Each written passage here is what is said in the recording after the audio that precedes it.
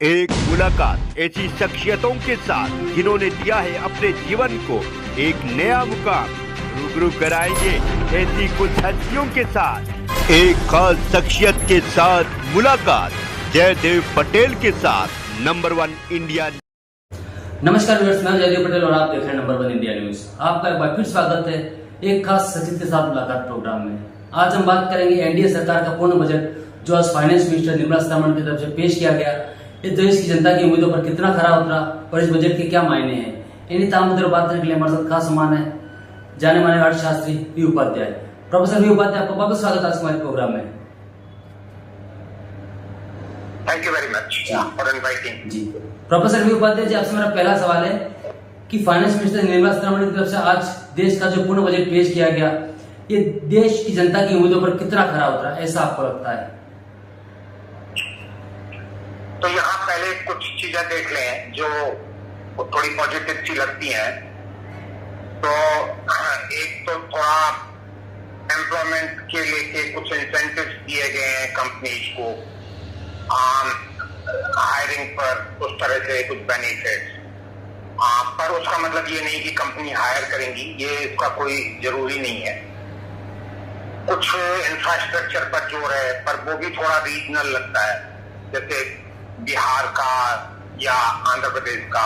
और वहां पर भी रिलीजियस टूरिज्म को बढ़ाने वाली बात ज्यादा लग रही है। आपको बाकी इकोनॉमिक में किस तरह से फायदेमंद होगा ये नहीं कहा जा सकता। तो इस तरह की कुछ चीजें आप कह सकते हो कि लोगों के थोड़ा बेनिफिट में टैक्स में जो चेंज किया है वो बहुत ज्यादा तो नहीं है, पर कह रहे हैं कि 70,500 का बेनिफिट हो जाएगा सैलरीड क्लास को। या कुछ चीजें ऐसी हैं जैसे कैपिटल गेन्स पर थोड़ा बहुत बढ़ाया, 10 से 12.5% किया है। हालांकि उससे कितना पैसा सरकार को मिलेगा उसका कोई खास अभी आइडिया नहीं है, पता चलेगा थोड़ा सा। तो ये सारी बातें, लेकिन जो बड़ी उम्मीदें थी लोगों को, जैसे मान लो फार्मर्स को, तो फार्मर्स के बारे में कोई खास बात नहीं है। विमेन के बारे में थोड़ा बहुत है, हॉस्टल्स वगैरह बनाएंगे, उस तरह की फैसिलिटीज है, पर कोई बहुत बड़े ऐसे इन्होंने कोई कदम उठाए हो ऐसी इसमें बात नहीं है।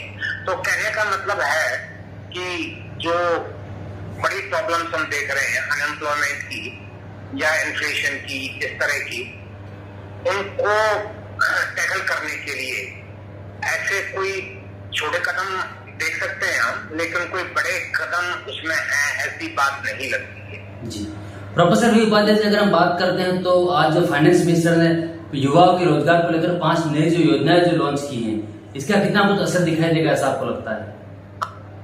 तो मैंने जैसा बताया कि कंपनियों को थोड़ा बहुत इंसेंटिव देने वाली बात है, स्टार्टअप्स में कुछ बेनिफिट हैं, तो उस तरह के जी। तो कुछ ठीक है, मान सकते हैं कि आप कुछ एनकरेज कर रहे हो कंपनीज को, लेकिन जितनी बड़ी प्रॉब्लम से हम डील कर रहे हैं, जो अनएम्प्लॉयमेंट के आंकड़े हैं वो तो ज्यादा रिलायबल नहीं होते, और अब तो तरह तरह के आंकड़े पेश किए जा रहे हैं। आरबीआई ने अपना आंकड़ा पेश कर दिया, अब वो बाकी जो सरकारी संस्थाओं के आंकड़ों से मेल भी नहीं खाते हैं। जैसे अब वो कह रहे हैं कि पिछले 4 साल में 8 करोड़ जॉब पैदा कर दिए, अब कहाँ है वो जॉब? अब आप अनपेड जॉब को, मान लो घर में महिलाएं काम कर रही हैं, खेतों पे काम कर रहे हैं, या थोड़ी दुकानों पे अनपेड जॉब को भी आप जॉब मानते हो, तो इस तरह की बात है। आज के सर्वे में कहा गया कि हमें 80 लाख जॉब चाहिए पर ईयर। अब आप दूसरी तरफ करें 2 करोड़ जॉब आपने 1 साल में पैदा कर दिए, तो कोई तालमेल नहीं दिखता, संस्थाओं में ही तालमेल नहीं दिखता।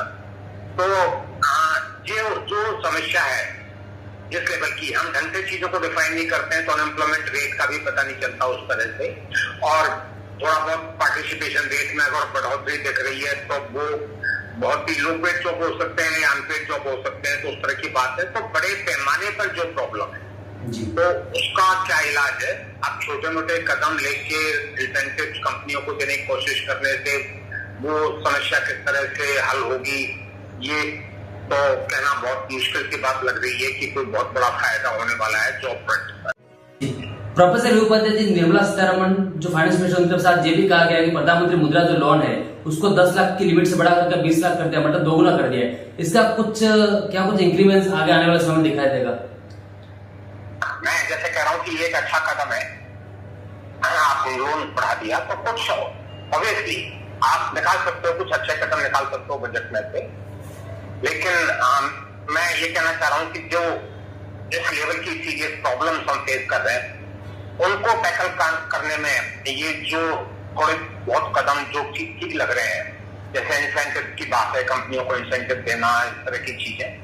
लेकिन उनसे क्या आप जो अनएम्प्लॉयमेंट की जो भारी समस्या है, हमारे पास यूथ को कोई जगह नहीं है। मान लो कहीं पे कुछ नौकरी निकलती है, 2000 3000 नौकरी निकलती है, लाखों लोग आ जाते हैं जॉब करने के लिए, और कैसी हालत हो जाती है। जैसे अभी हमने देखा बॉम्बे में एयरपोर्ट, उसमें इस तरह से एयरलाइंस में या कहीं भी कोई भी रेलवे वगैरह की कोई भर्ती हो तो क्या हालत होती। तो कहने का मतलब है कि प्रॉब्लम जितना बड़ी है उसको आप क्या छोटे छोटे कदम लेकर उन समस्याओं का क्या हल कर सकते हो, ये बड़ा मुश्किल है कहना।